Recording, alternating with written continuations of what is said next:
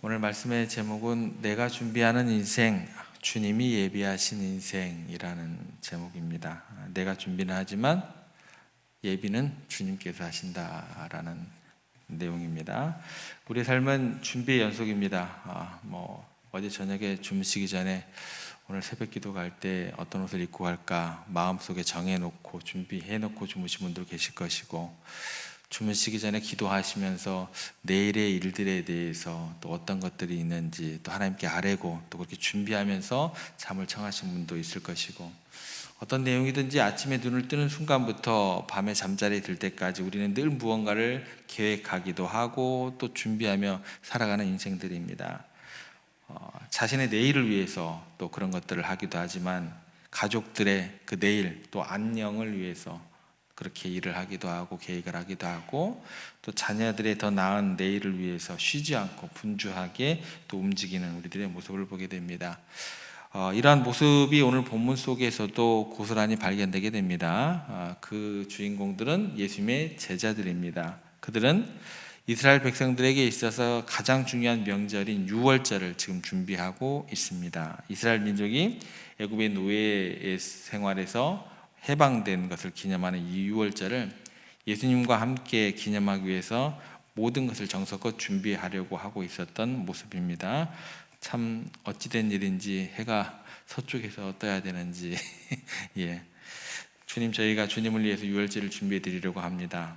어찌됐든 이 말 속에는 열심과 사랑이 그대로 담겨 있는 그런 고백의 말이 되는 것 같습니다. 그런데 이 말씀을 우리가 가만히 또 깊이 들여다보면 하나님께서 우리에게 놀라운 비밀을 깨닫게 해주신다라는 거예요. 그것은 뭐냐면, 우리가 주님을 위해서 무언가를 준비하고 있다라고 우리가 생각하는 그 순간마저도 실상은 주님께서 우리를 위해서 모든 것을 먼저 그리고 완벽하게 준비하고 계시다라는 사실입니다. 그 내용으로 우리가 알 수 있는 게 12절 말씀에 보면 이렇게 기록되어 있습니다. 무교일의 첫날 곧 유월절 양 잡는 날에 제자들이 예수께 여짜오되 우리가 어디로 가서 선생님께서 유월절 음식을 잡수시게 준비하기를 원하시나이까? 제자들이 예수님을 위해서 먼저 묻고 있습니다. 기특한 질문입니다. 제자들이 원래 이런 법이 없거든요. 잘 안 나옵니다. 하나님, 저희가 준비하겠습니다. 어디에 자리를 마련할까요? 무엇이 필요하십니까? 어찌됐건 이 순간만은 이들의 그 말 속에는 주님을 향한 사랑과 존경이 가득 담겨 있는 말임에 틀림이 없습니다. 잘 섬기고 싶은 그 마음, 또 그 열정이 말 한마디, 또 행동 하나하나에 고스란히 느껴지게 됩니다. 우리도 마찬가지입니다. 우리가 하나님을 향한 뜨거운 사랑을 품게 되면 본능적으로 뭔가 주님을 위해 우리가 헌신하고 싶은 마음이 들게 됩니다. 내 소중한 시간을 들여서 봉사를 하고 싶어지게 되고, 어렵게 모은 나의 물질을 들여서 하나님 나라를 위해서 헌금하고 싶어지고, 하나님께서 주신 나의 재능을 사용해서 주님의 교회와 또 주님의 지체들을 섬기고 싶어지는 것, 자연스러운 겁니다. 누가 떠밀어서 하는 게 아닙니다. 주님, 제가 주님을 위해 이것 준비했습니다. 주님을 기쁘시게 하기를 원합니다. 이런 마음은 하나님께서 정말 기뻐하시는 아름다운 믿음의 고백이 되는 것입니다. 그런데 이 지점에서 우리가 무심코 빠지기 쉬운 미묘하지만 또 영적인 착각이 하나 있다라는 거예요. 제자들을 통해서 이게 어떤 것인지 우리가 좀 살펴봐야 될 것 같습니다. 그것은 뭐냐면, 내가예요. 내가 모든 것의 주체가 되는 겁니다. 나의 정성과 노력으로 무언가를 준비하고 하나님을 기쁘시게 할 수 있다라는 생각에 사로잡히게 되는 것, 이게 이제 우리들이 흔히 범할 수 있는 가장 큰 실수 가운데 하나가 되는 것입니다. 제자들은 지금 자기들이 유월절 만찬의 주인공이라고 생각을 했을지도 모릅니다. 자기들이 어린 양을 사야지 유월절이 제대로 진행되는 거야. 자기들이 장소를 구해야 유월절이 제대로 진행될 거야. 자기들이 음식을 딱 하고 멋들어지게 준비를 해야 비로소 유월절이 완성된다고 철저하게 믿고 생각하는 방향으로 그들이 흘러갈 수 있게 되더라는 거예요. 우리들도 그래요. 주님, 제가 주님을 위해서 기쁘시게 해드리기를 원합니다. 제가 물질을 드리기를 원하고 제가 가진 달란트를 가지고 주님을 섬기기를 원합니다. 그런데 내가 해야 되고 내가 해야 됩니다. 그래야지 예배가 좀 예배다워지고 모든 것이 구역이 제대로 좀 돌아가는 것 같고 내 의견이 반영돼야지 그게 합리적인 것이고 이런 실수를 우리가 할 수 있다는 거예요. 섬김 자체가 나쁜 게 아니죠. 그런 실수를 할 수 있다는 거죠. 그런데 여러분 오늘 본문을 보시면 예수님께서는 이미 2명의 제자를 보내시며 가야 할 길과 만나게 될 사람 그리고 장소의 모든 상황까지 세세하게 알려주세요. 보시면 이제 성내로 들어가라. 그리하면 물 한 동이를 가지고 가는 사람을 너희가 만나게 될 것이고 너희는 그냥 그 사람 따라가. 그리고 어디든지 그가 들어가는 그 집 주인에게 일러. 그러면 그가 자리를 마련해 줄 거야. 그렇죠? 누가 준비해 놓은 거예요? 제자들이 아니죠. 그죠? 이 말씀을 딱 듣는 순간 제자들이 놀랬을까요? 안 놀랬을까요? 놀랄 수밖에 없죠. 좀 내가 좀 이렇게 다 해야지 모든 것이 완벽할 텐데 뭐야 이거 다 끝난 거야? 뭐 이거죠. 그죠? 자신들이 준비하려는 그 모든 것들을 이미 예수님께서 다 알고 계셨을 뿐만 아니라 이미 뭐예요? 다 준비가 끝나버렸어요. 제자들이 놀라지 않을 수가 없다라는 것입니다. 여기에서 우리가 한 가지 더 생각해 볼 것은 이겁니다. 하나님의 놀라운 비밀을 깨닫게 됩니다. 제자들이 준비하려 했던 것은 뭐예요? 그저 하룻밤의 식사, 6월절의 식사였습니다. 그런데 하나님께서 준비하신 건 뭐예요? 그들이 생각지도 못했던 거죠. 온 인류를 죄에서 구원하실 영원한 생명의 양식, 진짜 6월절 어린 양이죠. 제자들이 하려 했던 것은 잡아서 피를 흘릴 한 마리의 어린 양이었지만 하나님께서는 이미 세상 죄를 지고 가는 하나님의 어린 양 독생자 예수 그리스도를 희생 제물로 준비해 두셨다. 여기까지는 제자들도 전혀 생각하지 못하고 주님께서 이야기를 하셔도 알지도 못하고 듣기도 싫었던 그런 제자들의 모습이었다라는 거예요. 이게 하나님의 비밀이다라는 거죠. 여러분 이 사실을 잊으시면 안 됩니다. 우리가 주님을 위해서 무언가를 드린다고 생각을 하지만 실상은 그것조차도 주님께서 우리에게 먼저 주신 것들 중에 아주 작은 일부를 돌려드리는 것뿐이다 라는 걸 잊으시면 안 돼요. 사도 바울이 그래서 고린도전서 4장 7절에서 이렇게 이야기를 합니다. 너희들이 있는 것 중에 받지 아니한 것이 무엇이냐? 나의 생명도, 나의 건강도, 나의 자녀도, 나의 재물도, 심지어 주님을 섬기고자 하는 그 마음까지도 모두 하나님께서 우리에게 값없이 선물로 주신 것이다 라고 이야기를 하고 있는 것입니다. 내가 본래부터 가지고 있었던 것은 아무것도 없었다. 사도 바울도 그렇게 우리들에게 고백을 하게 됩니다. 그러므로 주님을 위해 제가 준비하겠습니다 라는 말은 조금 더 강하게 이야기하면 사실 뭐예요? 굉장히 하나님 앞에서 교만한 말이 될 수도 있다라는 거예요. 오히려 우리의 고백은 이렇게 연결되어야 합니다. 주님께서 저희를 위해 모든 것을 준비해 주셨으니 감사함으로 받겠습니다. 받으셔야죠. 뭐 받은 게 있어야 드리죠. 그죠? 받으세요. 받으셔야 돼요. 뭘 그렇게 하나님께 드리고 싶으시는 걸 그렇게 앞세우시냐는 거예요. 풍성한 하나님의 은혜를 먼저 받으세요. 제발. 그게 먼저입니다. 그리고 난 다음에 어떤 마음이 나올까요? 주님이 주신 것으로 주님을 섬기게 하시니 감사합니다. 받은 것도 없는데 맨날 쥐어짜니까 뭐가 감사가 나와요? 안 나오죠. 그죠? 이것이 은혜를 아는 신앙이 되는 겁니다. 이것이 기독교 신앙의 출발이 되는 겁니다. 이렇게 모든 것을 먼저 준비하신 하나님의 성품은 갑자기 오늘 본문에서 튀어나온 하나님의 성품일까요? 그렇지 않습니다. 성경의 역사가 창세기부터 요한계시록까지 하나님의 미리 준비하심으로 가득 차 있는 이야기가 되는 것입니다. 가장 대표적인 이야기가 누구로부터 시작을 할까요? 아브라함이겠죠. 하나님께서 갑자기 어느 날 아브라함에게 나타나셔서 내 아들 독자 이삭을 모리아 땅으로 가서 네게 일러준 상에서 바쳐라. 이삭이 어떤 아들인데요? 100세에 모든 가능성이 끊어진 자리에서 하나님께서 기적적으로 주신 생명입니다. 아브라함의 전부입니다. 희망이었고 내일이었습니다. 그런데 그 아들을 바치라고 합니다. 내가 그 아들을 위해서 준비한 그 시간들이, 또 준비한 내용들이 지금 어떻게 계획되어지고 어떻게 진행되고 있는데, 아브라함의 것을 무작정 빼앗으려는 하나님의 의도는 아니죠. 내가 너에게 준 가장 귀한 선물조차도 내게 다시 돌려줄 수 있느냐? 한번 그거 내가 한번 묻고 싶다라는 거죠. 아브라함은 갈등하게 되고 고민하게 되지만 결국 순종하고 그 아들을 데리고 모리아산으로 3일 길을 가게 됩니다. 그 길을 가는 동안 이삭이 아버지에게 묻습니다. 아버지, 불과 나무는 준비되어 있는데 번제로 드릴 어린 양은 어디에 있습니까? 아이고야, 이 질문 받으면 어떻게 해야 돼요? 그죠?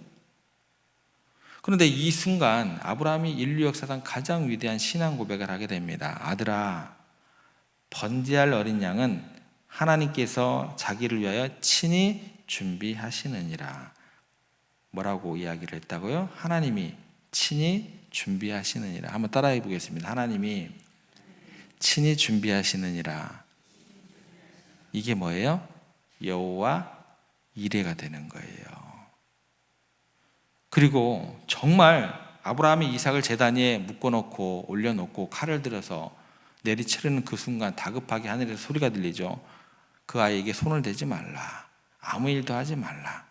내 아들, 내 독자까지도 내가 아끼지 아니하였으니 그 마음을 네가 가졌으니 내가 이제야 너가 하나님을 경외하는 줄 아노라.